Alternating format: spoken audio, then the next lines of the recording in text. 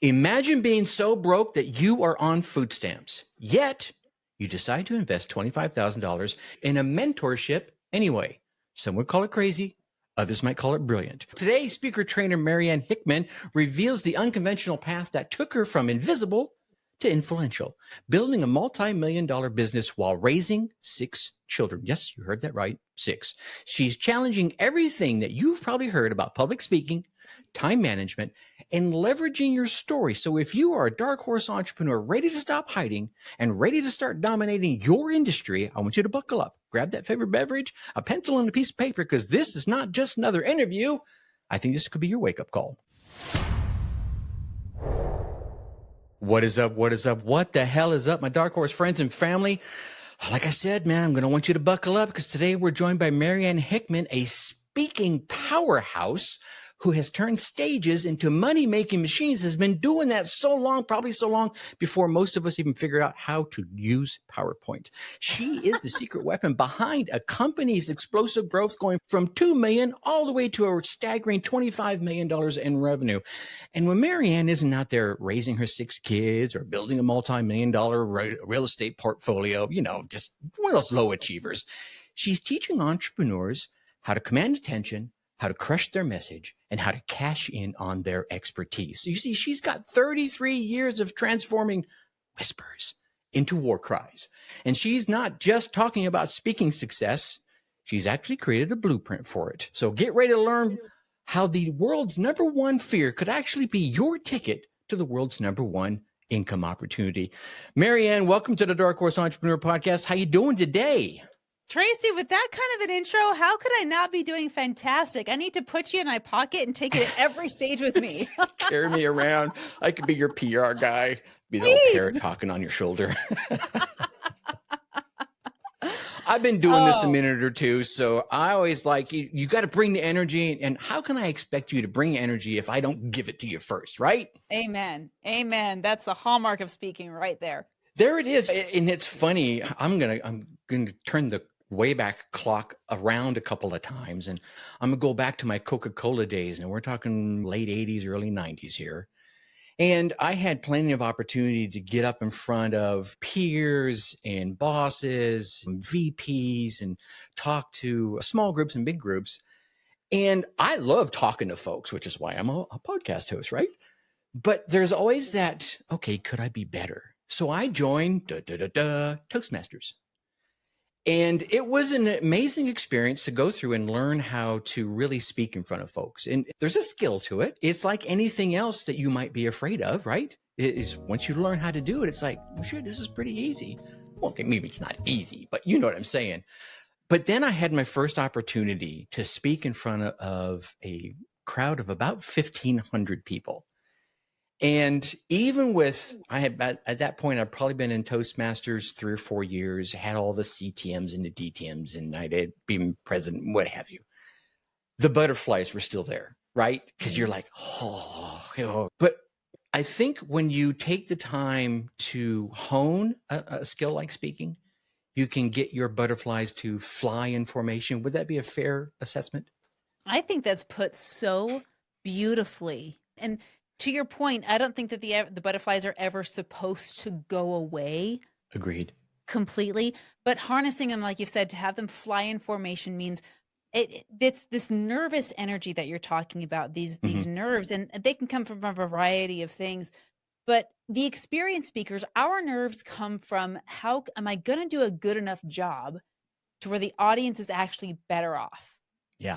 Am I going to do a good enough job to justify the request for me to come speak? The beginning speakers, they have butterflies for a different reason. They're like, oh, what if my pants fall down? What if my mic craps out? What if the lights shut off? What if me, I? That's selfish nerves. These other kinds of those nerves that you're getting is, at least for me, when I'm backstage, it's, God, help me say the words that you wanted me to say. Yes. Help me answer the prayer of the person that came to this event as the next inspired step that they has. Just let me be the mouthpiece. And whether that means I throw out everything that I've prepared, or whether it means I follow the exact script that you inspired me to give in the first place, just help me do that. And that's the formation. That's the harnessing of the energy and pointing it and pouring into the audience. Yeah, 100%. And there is something to be said about, for me anyway, speaking in front of a live audience. And a lot of times nowadays, right, you get a lot more of those digital stages. And if you can have those stages where you can at least see the faces on your screen, maybe there's 15 or 20 of them if you're doing some sort of Zoom panel or something, where you can feed off that energy, even coming off of this monitor I have mounted right here. There's something real about that. But when you're in front of a real audience, if you've, ladies and gentlemen, if you've never done this, try it at least once. I don't care if it's 5 people or 500. There's something to be said about getting that energy back from them as they start resonating with what it is you're telling them. You could be giving a Bible passage, you could be telling your life story. I don't care what it is. When they start to lean in and just really pay attention, oh man, that's you, right? You know what I'm saying? I know you do. Well, yeah, I mean, but I know a lot of times, I'll get on stage and I get off and the stage manager is like, I don't know how you do it. And I know that makes sound really, really cool and all this. But the point is there's a psychology that happens. And I was just talking about this earlier today with a group of my students. When you do enough of what you love, it doesn't actually drain you. It feeds you. Yes. The stage gives me so much energy, and it's not like I'm sapping it from my audience, more like we are 2 candles in a bonfire, and a fire grows by being shared. It doesn't get a fire is the only thing that I can think of that grows when you share it. When you share other things, it diminishes, it gets smaller. Yeah. But when you have that light up and the audience is lit up and you're lit up, you've got this big bonfire of energy going and it's circulating and it's reciprocating, and everyone, including the speaker, is better off.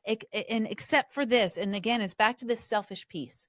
If I'm going out on the audience because I'm so desperate that I need the validation and I need the applause to make me feel good about myself, that is taker energy. And what happens is the world gives to the givers and the world takes from the takers. There it is right there, right? Mic drop. You could just, we can end this conversation right now. I'm kidding. No, it's true. Almost, let's dig there for a minute. That's almost a life lesson, let alone a business lesson or a speaking on a platform lesson. If you go out into your business or into whatever endeavor you're challenged with today, as you're listening to this, with the servepreneur attitude, you're going to be so much better served. You're going to end your day having a lot more check boxes on your to-do list and feeling a lot more fulfilled than if you go out there with I'm going to get this guy, right? With the goal of just maybe earning $1. Just 2 different mentalities. You might follow the exact same steps to get through the process, but the attitude going into it can either feed you or pull, right? Yep, I got that guy. He's a little less. I'm a little less because I had to give up some part of my pride or integrity as a result. That's a great example. Fire. I'm going to have to remember that. So I want to hit you with a real starter question here. I know you've spoken on probably over 2,000 stages. I'm just a guess. But I'm guessing there was probably a time where you were completely invisible because you didn't go from invisible to invincible. Take us back to a moment when you realized your voice wasn't being heard. What did it make you feel like? And what was the triggering that made you decide, you know what, screw this, it's time to change it? I can remember the exact moment actually. And we all have these moments where we decide where our rock bottom is, and it doesn't happen just once. It happens over and over and over again. When we decide this is my rock bottom, I'm going to stop digging and start getting my way out. Well, we all have these beliefs that they're given to us generationally when we're born. And then we have them when we experience enough of life to say, oh my gosh, I've got some baggage now that I'm carrying with me. And it's really hard to run a marathon if you're carrying a bunch of luggage. True. And my luggage was this. I was raised in a family of 9 older siblings we have an incredible relationship now. We actually text each other almost every day, which I didn't used to be able to say. But it was this unconscious, definitely not intentional assumption that I made. And just recently, so my sister's going through my mom's journals, and my mom is a saint. She is 81 years old now, and she kept a journal every day since the September of 1986. And, we're talking about 40 years now of daily journal entries. So my sister's taking these, she's scanning them so we can all have them. But she ran across an entry of when I was 4 years old. And my mom was writing about this, and she was so good. She tried to run a line for every one of her 10 kids every day. And the line that she wrote for me that day was, Marianne asked me today when she gets to be the boss. And I told her, never, because you're the youngest. Ouch. Now, I don't remember this conversation happening. I was 4. But I do know that energy. I do know what that feels like. And my mom, I would probably say the same thing to my 4-year-old, because you know what? You're 4. You don't get to make decisions for your health. You don't get to make decisions for the family. And I get that the mom brain that's like, listen, this is an ethereal question that I don't have the energy for right now. My job is to put dinner on the table tonight. And that's what I have time for and bandwidth for. So I don't want to throw shade on my parents. She's a saint. But the thing with kids is that we are fantastic at taking in information. We see everything, but we are horrible at understanding and deciding what it means. True. And as a 4-year-old, taking this idea of I'm never going to be in charge, I went through school. And when I went through school behind my 9 older siblings, there were people that didn't even know my name. They just knew me as Ruth's little sister or Andrew's little sister or the last of the 10, or the family was legendary for it in our neighborhood in Colorado. It's common in Utah, not in Colorado, much less in the 90s to have 10 kids in the family. So it was this recurring theme that my brain kept searching for evidence for, because it thought it was truth of, I don't have a voice. I don't get to be heard. I don't have a voice. I don't get to be heard. And it felt so wrong because it was. But this moment, I was at a seminar, as most of us go to, right? I was listening to a speaker, and the speaker did this crazy, weird activity. What they did is they had a bunch of Perrier bottles that they had broken, a bunch of wine glasses from a store that they broke, and they rolled out this tarp, and they threw all this broken glass on this tarp. And they said, now you're going to walk across it. And I was like, are you no, that'd be crazy. Right. Like, no. And in my brain, I started understanding, okay, they wouldn't do this if they didn't have all of the things, and they probably don't get where they are by cutting people's feet up on glass. So there's got to be some reason why this works. So I raised my hand, and I'm like, I'm up for anything. I'll sit there. And it was at that point when my toes are up against the glass. I hadn't taken my first step yet.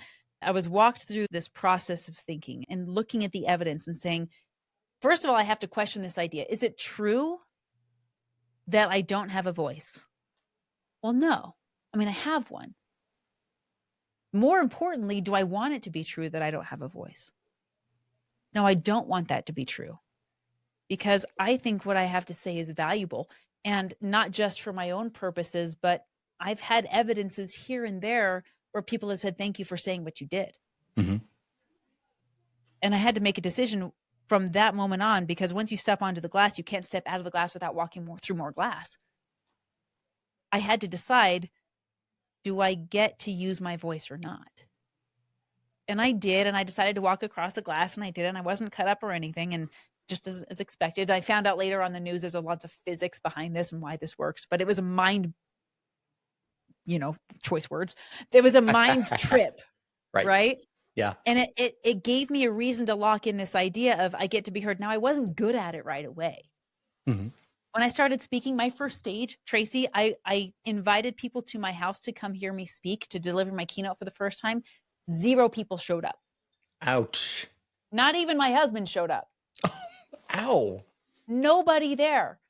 But since I had made this decision of I'm going to use my voice, I gave my keynote anyway to a room of 0 people, because number one, I didn't want it to be my fault that my voice wasn't heard. Because if I decided not to, because I had a legitimate excuse, then I would not have done my part.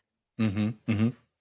And number 2, guess what? If you mess up and nobody's watching, you can mess up as much as you want.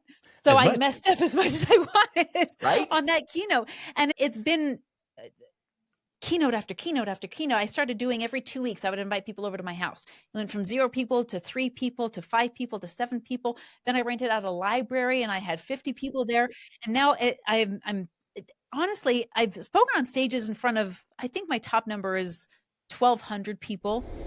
But I used to be impressed by big numbers like that. And while it is respectable, I'm no longer impressed by how many people are in the room.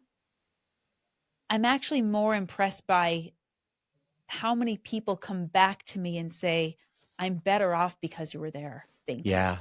Yeah. Or even if they just said, I heard you. Yeah.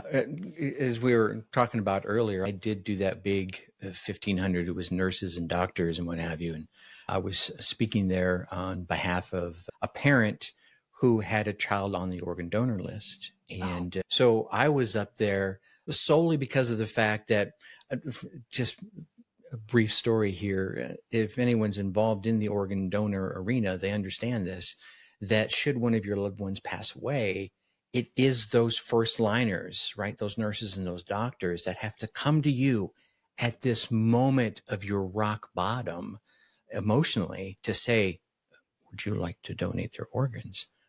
What a tough call, Oh my right? gosh. And so I was one of the speakers that was there. There was probably 3 of us representing the 3 different stages, like someone who was going to be on the organ donor list, someone that was on it, and someone that was off it. And I believe there was probably also someone who's lost someone waiting. And my daughter was there, and I was pleading and sharing the stories and hitting that. And it was awesome, right, to be able to share that message with these very important people and try to, for me, it was about touching them enough that when they were in that moment, maybe, just maybe, they heard a sentence, a word, or just the story, the emotion that got them in that moment. It reminded them to ask that question. And I never wanted anyone to talk to me. Didn't matter to me. I was doing what I felt was right. And I did have 2 or 3 of the nurses come up, and kind of share, oh, I've had this, but coming from your angle, I understand. And that to me meant more than anything else. I didn't care about all the people and their status in the world. It was all about them coming back and go, yeah, I think I'll probably be more likely to ask the question now, which is all I needed to hear. It didn't, to your point, the numbers, while important, I think they come back to what you were mentioning earlier, that selfish thing, that it's a vanity metric. It's like podcasting, right? How many downloads do you have? Oh, I've got 100,000 downloads. Yeah. So here's the next question. How much impact have you had? Right? And then crickets. You can hear them, right? There they are. Anyway, so I mean, I could probably riff with you about this for quite some time, but let's jump back in here. Oh, for sure. I know one of the things for a lot of the entrepreneurs I've come across on my journey, and maybe you can echo this, or feel free to argue too.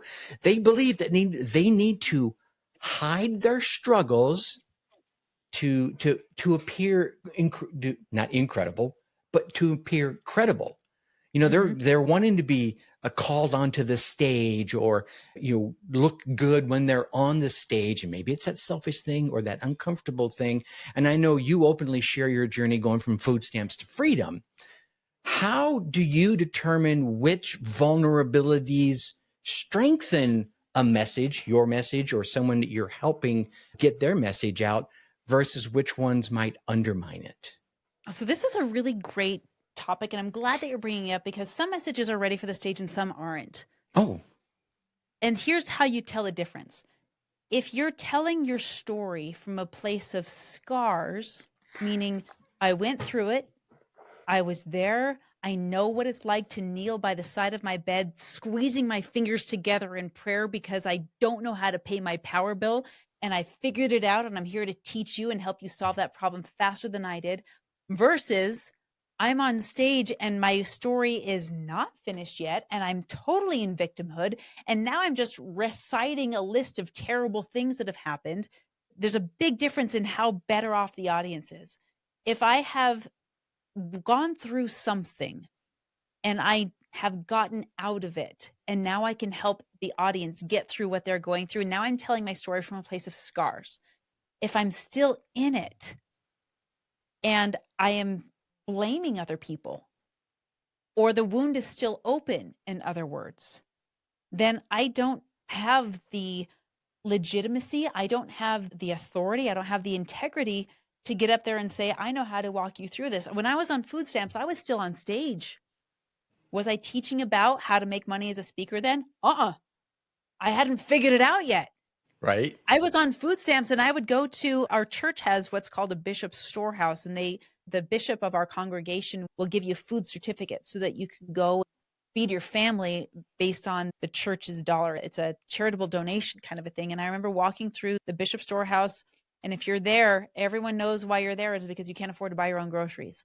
And I'm so grateful for this program, but I still felt embarrassed to be on it because I knew that it wasn't the answer. It was a temporary fix. And I remember walking out of there with my carts full of groceries, hoping that nobody saw me because I didn't want them to see me there and then see me on stage and think I was a hypocrite. And I was very nervous about that. But as I look back on that and say, no, I knew about mindset, even when I was getting financial assistance. I could legitimately teach on what I was teaching on because I had overcome those trials. And when I figured out how to get better at communication, when I figured out how to get so good at communication that I could take in my own dollars, when I took this company from a few thousand it was doing a week to millions every year, I'm like, okay, now there's something here. Now I can adapt this message. Now I know how to teach this. Right. Because I've done it. And you know how cool it is to fill the book that you're writing with testimonials from people Right. that you've done the same thing with? Mm-hmm. That is the coolest feeling. So if you're nervous about, being too vulnerable, you can't really be too vulnerable unless you're not healed from the story that you're telling. Don't tell it from a place of injury. Tell it from a place of healing. Yeah, no, that's a great point. That's 100%. I can attest to the whole not wanting people to see you because you were worried about what they were going to think. Come out of the back end of my drug time in my life, I had this little computer programming company and I got hooked on methamphetamines and then, the slow spiral down for a couple of years and finally snapped out of it and got my life back together. I could have walked back out there and started programming again. But the mental kick to the head that I had taken, I was like you. What if they remember seeing me, at the bar doing things that don't do? Yeah. So yeah, I didn't step back into that arena, and I started rebuilding my life in a different direction, which overall started working. And that's the reason I'm sharing this long bit of stories. As you were going through the food stamp section, you were learning and building a skill set that you then took to the next level and started turning into speaking in the next. So if you hadn't been doing what you were doing back during the food stamp days, I'm not saying you wouldn't make it to you where you are. It probably would have taken you longer, or you would have gone a different route through it. Does that make sense? Well, yeah. And that's summed up in a saying that's common in the coaching and speaking industry of your mess becomes your message. We hear that said all the time, but there's a critical point in there where it's no longer messy. That's not to say you can't live it. I think I have a beautiful mess in my life right now. I'm raising 6 kids. My dog just had 11 puppies. There's a mess in this house all the time, right? It's not to say that I have to be perfect. And I think that's the other extreme. People think that they have to be coiffed and perfect. And yes, there is something to be said about taking care of yourself and making sure you have good hygiene and all of that. But Mel Robbins, she does her podcast in her hoodie. And she's the #1 podcast in the world as of right now in 2025. I think the two extremes are my life is a mess and I'm teaching about it even though I have no authority to, or I'm going to sit there and tell everybody that my life is perfect and I have the perfect husband and I have the perfect kids and they never eat sugar and I work out 45 hours every day and I never sleep because I'm supposed to be this superhuman god that no one else can attain and I'm way better than everybody. And if you're going to be diligent enough, you too can live like me. And it puts off this unattainable, holier than thou energy instead of, listen, I'm leading, but I'm right next to you. Mm-hmm. Yeah, maybe just 1 or 2 steps ahead of you, whatever it might be. I'm a big fan of that. It's like, I can't teach you everything. I can teach you what I know, and I can teach you what I'm learning. And what I know, I can teach you and bring you along and avoid the stumbles, bumbles, falls, and face plants. What I'm learning, I guess we get to learn that together. Yeah. And when it comes to teaching, because I know a number of speaking coaches, and I've had a few of them, a lot of them focus on voice techniques and delivery techniques and stage presence and all these things, what to do with your hands. And you know what I'm talking about. Sure. But I know you have, is that like a 11-step like speaker journey you take, you take some of your students along. But I want to ask a specific question in that area there is like, what critical element of speaking success, he says with air quotes, do you find that most of the entrepreneurs are out there obsessing about that really doesn't matter all that much? Oh, that's a phenomenal question. I don't think I've ever been asked that before. Yay, me. That's great. So what are people obsessing about that they need not to obsess about? So I would say from a place of experience, because I've obsessed about this and I learned I don't need to, is something that has only become commonplace in the last probably decade or so. And it started out when MySpace was a thing, and then Facebook took over and became the big thing, and then Instagram was the big thing, and now TikTok the big thing, and whoever else, whatever is next is going to be the next big thing. Right. What it is, it's this social media. And just like our earlier touch on this conversation of how many views am I getting? How many people are in the room? And this obsession, I once hired a marketing agency who promised they could get me all of these views and all of these views. And being as ignorant as I was, I thought, great views. Awesome. That means my business is doing well, right? The people with 3 million followers or 10 million followers, they must be doing really, really good in business. So if I can be like them, then I'll be successful. Right. I came to very quickly realize after I invested over $5,000 with this marketing agency with 0 customers because of it, that the views didn't matter. Yeah. That wah, wah, wah. It didn't matter, right? I have an Instagram video. My most popular Instagram video has over 3 million views on it. Does it have anything to do with my business? No. So yay me, I have a viral video, if you will, but who cares? It's not keeping the lights on. Right. It's not empowering my business. So the thing is, you can have a successful, thriving 6, 7, 8, 9, 10-figure business and have 5,000 followers on Instagram. They're not the same. So when you obsess about, oh, it didn't get this many views, my podcast didn't get this many downloads, it's back to our earlier conversation of influence versus impact. Yes. And here's what I look for. I did this experiment one time. This is one of the coolest experiments I ever did. It's so cool. When I first launched this experiment, it was just between me and God. Because if I told anybody else, it wouldn't have worked. So I said, God, I need to measure my impact. I just need a way to know. I need a way to know if what I'm saying is landing. I need to know, is it worth it to keep going? Or should I just shut everything down? Right. So I made this negotiation. I've negotiated with God several times. He's a good negotiator. And I sat down with him and I said, okay, here's what I want to do. For the next 30 days, I'm just going to count. And I'm going to count the number of times I get unsolicited positive feedback. Because if I ask for it, it doesn't count. True. I'm just going to count. And I'm going to count in documentable proof, like I could take to trial, which means I need a text message or an email or a handwritten note, some kind of evidence that I can touch that says, just thank you for doing what you're doing. And not because I need the acknowledgement, but I just want to know that it's making a difference. But I can't ask for it because it'll ruin it. And I counted for 30 days and I got 38 separate notes, pieces of feedback, more than one a day. And I've got a wall in my studio that I'm dedicating toward posting all of them, because the days that are low, and we all are going to have them, I need to remember why, and the lives that are made better. And doing that experiment, it opened it up to me. And it said, the days that suck, the days that are hard, the days that we have to conquer, everyone's going through those days. Your customers are going through those days. Your audience is going through those days. And when you can speak to those days, go to those days. And this is why I say lead from the side. This happened to me, and I'll share a brief story. I was at a ropes course. Have you ever done one of those before, where you're like, relaying each other and done Military. rock Oh, climbing, yeah. right? Okay, yes, you know exactly what this is. So I had this experience where the owner of the ropes course was doing this team training with us, right?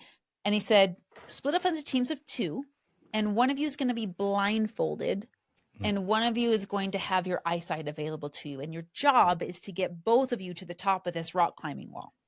Okay. So I took to my teammate and I said, do you have a preference? And he said, I'll go ahead and blindfold. And I said, great, I'll lead.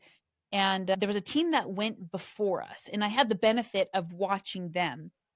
And one of the team members on that team was a very significance-driven person, if that makes sense. It does. And so the person with the eyesight, they climbed to the top as fast as they could. And then they looked down at the person with the blindfold on and were trying to direct traffic from 20 feet up.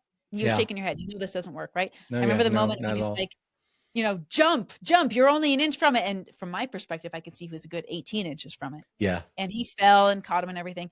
And so when it was my turn, I had my peer with me, and I had my sight and he didn't, but I stayed right next to him on that wall. And this is what great coaches do. We have something that our clients or our students don't yet have. For me, it was sight. Mm-hmm. So I would take his hand and I would put it on the next handhold. And I would take his foot and I would say, put it on this next foothold. And there's a foothold right above your knee. And I'm right here with you. Right. And I'm telling you the next steps because I can see him and you can't. Right. And that is the leadership that I admire most, is when we're doing this together, we're in this together. You have advantages that I don't have, but you're sharing them with me. And that for me is the measurement of impact. It's not how fast can I climb the wall. It's how many people can I get to the top. There it is. Yeah. It's funny you mentioned that, in the impact is like, I try to live my life in all ways with the credo of, if I can impact the person, this comes back to almost the message from the speech I was giving. If I can impact one person enough that when they're writing their own, I don't know, autobiography, epitaph, whatever it is, they say, thank you to that bearded guy I heard on a podcast, on a stage. I don't even need to remember my name, because it doesn't matter. What matters is I was able to put something out there enough to help them to get to the top of their rope ladder, whatever that rope ladder happens to be. Wow. Yes. You and I are vibing on the same thing. I totally dig this. This is awesome.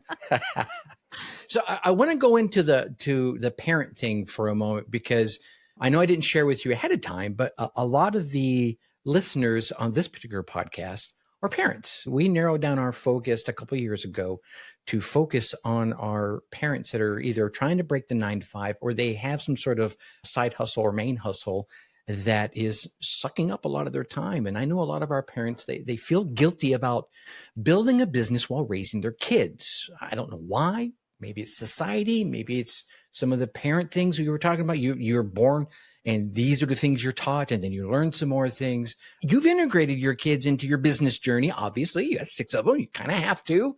What's the uncomfortable conversation? And those are my words, not yours, about work-life integration that parents listening probably need to have and are not having with their, not just kids, but their family. Does that make sense? Oh, yeah, I believe so. I think that's a really brilliant question. I love that you're asking this right now, because in the studio with me, I've got my daughter. She's over there. She's crocheting her animals. And so we're integrated. I like that word. And Tracy waves, by the way. She's waving right back. And I'm really grateful that the trend of abandoning the word of balance is taking fire right now. Mm-hmm. And it's becoming very common. And I don't remember if I learned this from someone. If someone taught me this, thank you. But I will teach those that are listening, if you haven't learned this yet, abandon balance in exchange for harmony. And here's what that means. Ooh. If you've ever listened to an incredible piece of music, I had the opportunity to go see Star Wars in concert, which basically means, oh, I got goosebumps just thinking about it. Yes. You watch the movie, but the orchestra is playing the music live in person. And it is one of the most impactful, just the vibrations and the music and the live. But here's the thing, the music would be completely ruined if the trumpets didn't come in on time. or the Mm-hmm. piano forgot to play, or the drums were out of beat, and that's disharmony. And that is one of the greatest assaults on your auditory senses, is when there's disharmony. And the same thing is true for when we're parenting. We sometimes get to have the business be the loudest instrument that plays. And sometimes it's the kids that are the loudest instrument. And sometimes it's your private bubble bath on your own where you're not talking to anybody. That's your loudest Amen. instrument. And the question is, do you enjoy the music of your day? Do Mm-hmm. you enjoy, are you taking care of your instruments of your day? And one of my favorite things to do as a parent is ask my kids how they want to be involved in what we're building. My daughter that's here in the room with me, she comes to pretty much every single one of our events, and she's in charge of check-in. And she knows how to run Nice. check-in, and we pay her to do it. And she gets to set up her table. And I think the last event she made like $250 just selling her own crocheted animals that she does. And my other daughter, we're teaching her how to run the soundboard because that's how she wants to play in the business. My 2-year-old son, I bring him up on stage with me when it, not to exploit him, I don't want to do that, but to, if he needs his mom in that moment, I'm holding him on my hip and I Mm-hmm. have him right there with me because he needs his mom. And so that's been my favorite way to find that harmony. But I want to talk to the moms specifically. If you're a mom and you're listening to this, just lean in for a second. And if you're a dad listening to this and you know a mom, you have a mom, or you're married to one, I want you to lean into this because there's a question that often gets asked, and I think that we're not giving ourselves enough credit. And here it is. As a woman, oftentimes we get asked, how do you do it? How do you be a career mom? How do you do the career and then come home and be a mom? And you know what's crazy is dads don't get asked that question. Thank you. And I think I don't want to talk about fairness or equality or getting into sexism or any of that, but what I do want to point out is that you're probably not giving yourself enough credit for all of your accomplishments. Right. Dads, you deserve the credit that's due for you. So give yourself a flippin' pat on the back for going and waking up at 4 a.m. so you can edit and post that podcast episode, or so that you can fulfill on your business, or that you can build your website. Moms, if you're the one taking that initiative and doing that, give yourself the credit for doing all of those things and taking care of your kids. And when you fall, that's okay. We're in this together. You know, my oldest daughter, she's 18. None of us have ever done this day before. I have never parented on this day before. She's never been this age before. We're both learning how to do this at the same time. And if you're married to a mom or you're married to a dad, give each other the credit that you're due. If you're married to the breadwinner, thank them. Because I've been in both positions. I've been the exclusive breadwinner and I've been the exclusive homemaker, and they're both tough as nails jobs. Amen. That, you know what, there's really no rest for them. I know that you may go to a 9 to 5 and you're trying to get out of it, but it's really a 24/7, because if you're not working, you're probably thinking about how to improve the life of your family. So I just want to, if you're, just listen with your heart, if you're not seeing me on camera, and just, if no one has told you today, you're doing a hell of a good job. Oh, You're here. yes. You've survived everything that life has thrown at you, even if it's just barely. You're here. So well done. Amen. Insert applause here. It's funny you mentioned that you didn't want to dive into the sexism thing or anything, but the period of time when my daughter was going through everything and needing the liver and small bowel transplant, the operation that would have happened should the organs become available, the best doctors for it were up in Pittsburgh. And at the time I was working for Coca-Cola down in Atlanta. So mom and the baby went up to Pittsburgh, and my oldest daughter, who was 4 at the time, and myself stayed down in Atlanta. So I did the quote unquote, and I wasn't single, but I was the single dad because there was no mom in the picture because she was staying up there and, raising the daughter, getting her up in the morning, fed, clothed, keeping the whole homemaker parent package. And here's what was really cool. And I learned about this later on after, things didn't go the way we wanted to. The organs didn't become available. And mom ends up coming back home. And she meets some of the other moms in the area. And they're like, you've been married the whole time? We thought he had a girlfriend living there because your daughter never left that house looking raggedy. If my husband would have, would have done that, my daughter would have had, crooked, not to toot my own horn, but there was this perception that I had another woman living inside the condo there.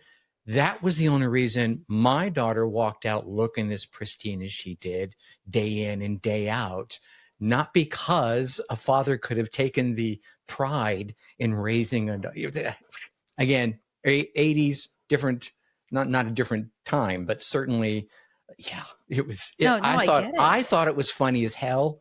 It didn't offend me at all. I'm like, whatever, I'll keep doing it anyway, so it doesn't matter. But just the fact that there's that thought process out there that, a mom can do this and a dad can do that.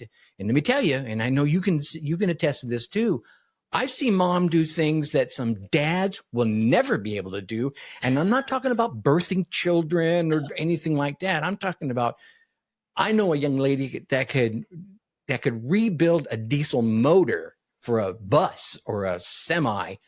I can't do that. And I'm a man. Okay. You know what I'm saying? So let's just put that over here. And dads need to learn to give feelings to their kids.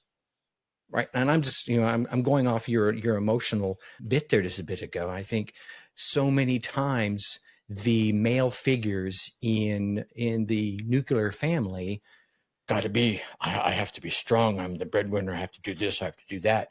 But to do that, you have to be this caveman or Viking kind of, persona, which you, in some ways, yes, you have to have that. But like yin and yang, it's not just a teardrop and a teardrop, kind of curved together.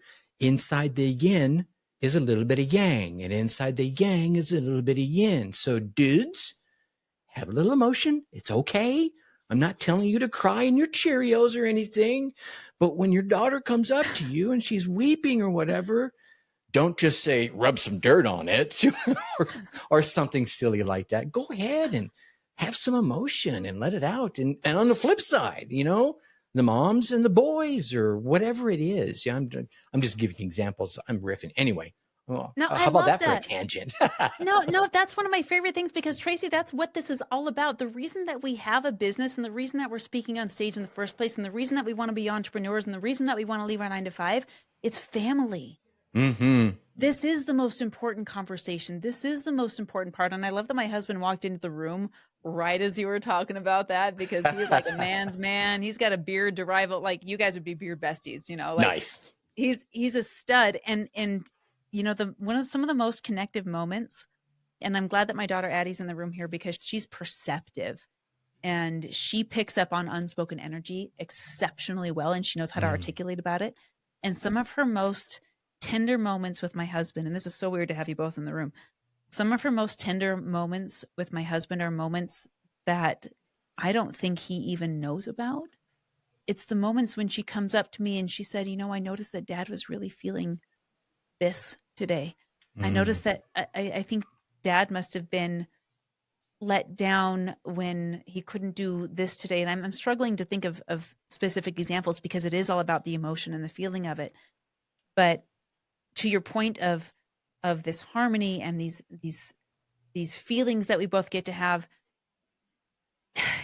I know that there's stereotypes and I know that there's struggles and I know that there's supposed to's, but here's the crux of it all.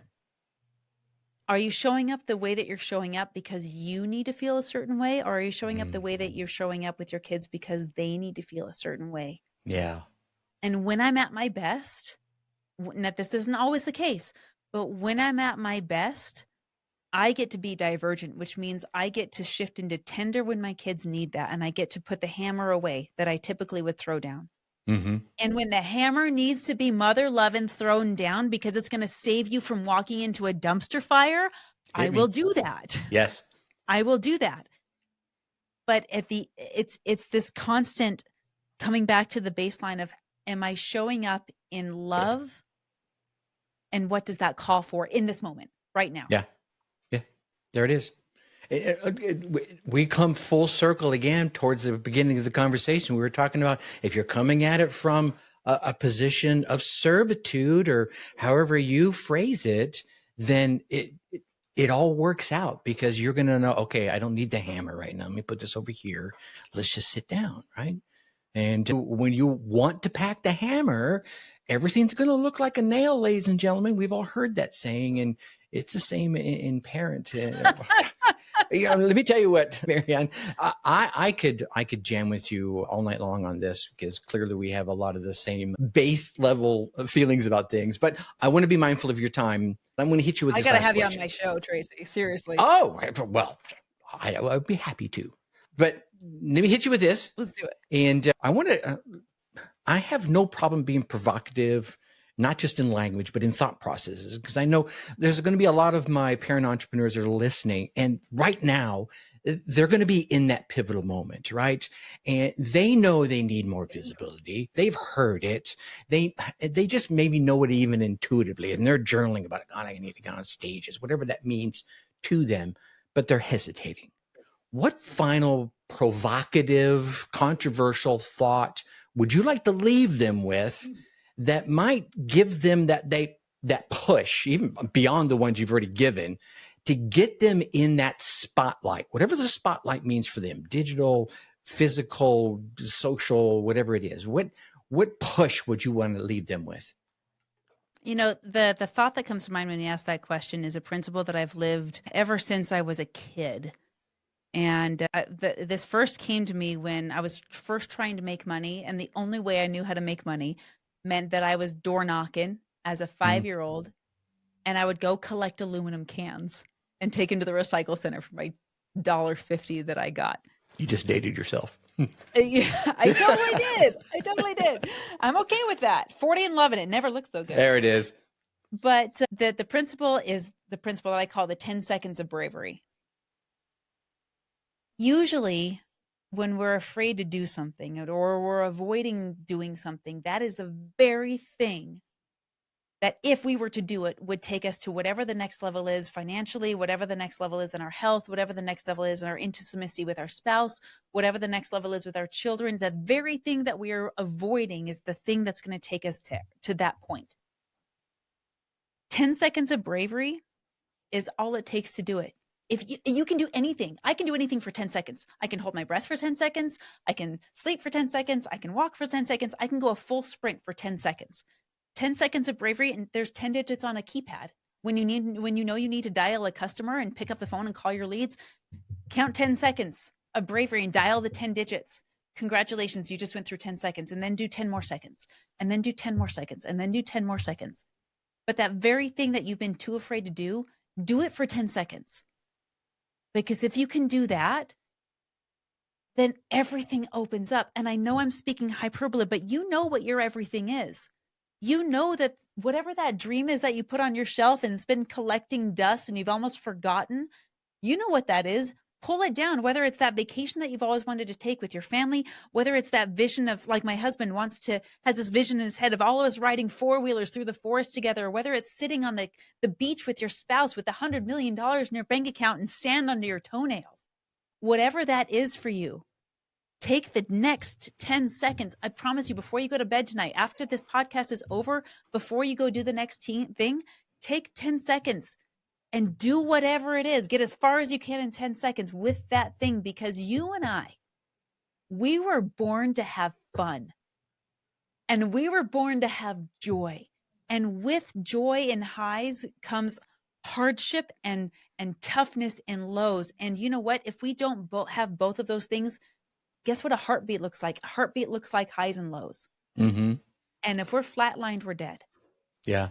So take 10 seconds and do the brave thing so that you can have more fun. You know, what's really cool about you saying that is any of the listeners that have been around, not even from day one. I mean, we just dropped episode 509. So we've been around. Oh, that's awesome. You know, I usually say 3 seconds. And I've done that before too. I use the analogy of taking your pinky toe and putting, you've got your comfort zone, whatever it is. right? You've got your comfort zone. Let's call that a circle around you. And if you just take your pinky toe, you don't need to put your whole foot. You don't need to jump into the deep end of the pool with both feet. Just a pinky toe. Stick it out there. Oh, and you can pull it back. And put and back again, right? And just like your 10 seconds. And what happens, and just what folks listening will know this. And if you're new, hang on for a second. As you do those 10 seconds, like she was talking about, each time your circle of comfort, your comfort zone, as they call it, gets a little bigger. Mm-hmm. Another 10 seconds, it just inches out. 50 seconds later, your comfort zone is noticeably bigger because you're like, well, shit, that wasn't so bad after all. And sometimes that 10 seconds is just, excuse me, honey, I need to have a chat. And once you say those words, that could take 10 seconds, could say 20 seconds. Well, then your honey is going to go, what's wrong? What's going on? Right? They're going to be concerned. And then the dialogue starts and you're like, and I say this from experience because I need to have this tough conversation. 10 seconds is all it took was to muster up that bravery, that Viking inside of me to say the words. And after that, you sit there and you look at yourself in the mirror and go, why was I ever afraid of that? And I'm not saying every one of those 10 seconds is going to result in that, but certainly after doing it a few times, later on in life, you're going to reread your journal and go, why was I this scared? Right? Fair? Absolutely. Totally agree. And you know what? Mel Robbins talks about this principle and she says, do it scared, do it anyway. Yes. Admit that you're scared. Yep, this is scary. And here we go. There it is. And she has the 5-second countdown, right? 5, 4, 3, 2, 1. Do it. So add those together. 5, 4, 3, 2, 1. Do Mel Robbins' countdown. Then do Marianne Hickman's 10 seconds, right? And then you'll see Tracy's comfort zone. Well, your comfort zone actually start to grow. Okay. All right. I did see a note on your form there that you had an offer for the audience. Is this something you wanted to share with them? Oh, yeah. I appreciate you asking. And this is for anyone who knows that and again, it's not because you want to deliver your message. It's because there's people that need your message. Mm-hmm. That's why we get on stage. That's why we get on podcasts. So if you know that there's people out there that are where you were 5 years ago and desperately need answers that you probably have, then let's get more visible. Let's do more good, because my husband and I, we have a mission. We want to make good people crazy wealthy. We want to put megaphones up to the people who have the messages that can impact and save lives, because every message eventually does. So what we like to do is give away, we have a database of over 1,000 podcasts, and all of these podcasts say we need guests, and they've included their application links in the spreadsheet that I have. So I compiled this list. I put it all together. A lot of them are organized by topic. Some of them are not organized yet. You can keyword search the entire thing. And you don't have to have a professional keynote ready. You don't have to have a professional studio. You don't have to have a professional this, that, what, the other. It is nice if your audio sounds clean. But I do want you, if you have a good message, because you and I both know that there's enough people out there with corrupt hearts, with evil intent, and they have a megaphone and we need to drown them out. By speaking louder. So if that's you, I want you on your own podcast. I may never see it, but that doesn't matter. The people that need it will. So if you go to mariannehickman.com/database, I just give that away for free for everybody, just to get your message out there, to help you find the people that need you the most. Absolutely. We'll make sure there will be a link down in the show notes so that folks that need that can just click right over through it. Marianne, thank you so much for coming on here. I know we ran a little over here, but I didn't want to cut the vibe in the middle of things. I'll probably have to loop back and bring you in a few months and have you come on and give us an update of what new things you've got going on in your space. And we can rock and roll once again. I would love that. And Trace, I need to have you on my show because I want to hear more about the story that you got.